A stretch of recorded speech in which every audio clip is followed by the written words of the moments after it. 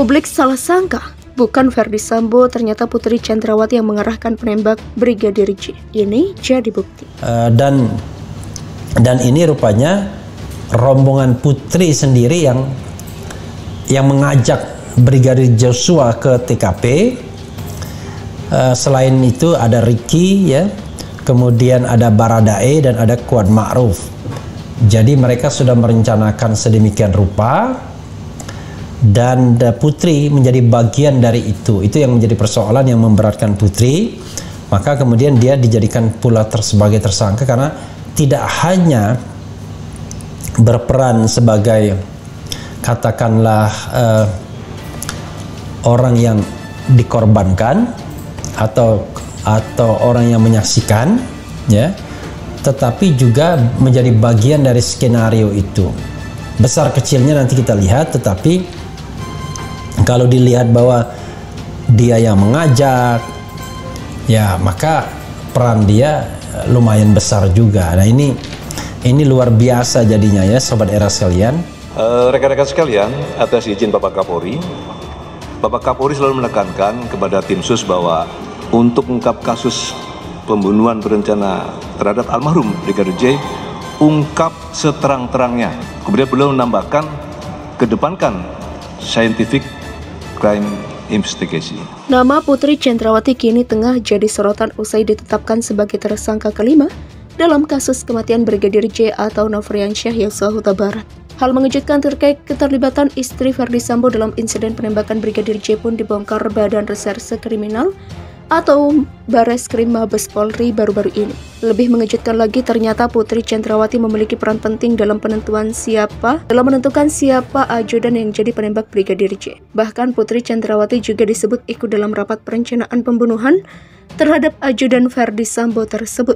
Agus Andrianto mengungkapkan adanya pertemuan di lantai 3 rumah Sambo di Jalan Saguling. Dalam pertemuan tersebut, Kabareskrim menyebut ada sejumlah nama yang ikut merencanakan penembakan terhadap Brigadir J.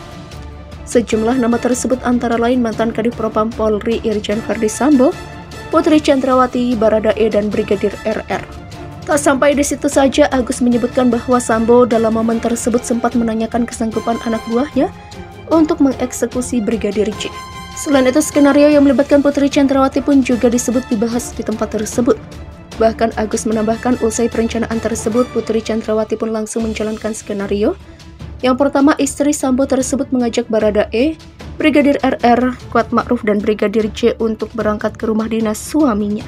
Polisi sebelumnya menyatakan telah melakukan pemeriksaan dengan metode Scientific Crime Investigation sebelum menetapkan Putri sebagai tersangka. Bahkan Putri Chandrawati disebut telah jalani 3 kali pemeriksaan oleh tim penyidik Mabes Polri. Dalam penetapan tersangka tersebut, penyidik telah mengantongi bukti kamera CCTV dan keterangan saksi. Dalam rekaman itu, Putri melakukan kegiatan yang menjadi bagian rencana pembunuhan Yosua.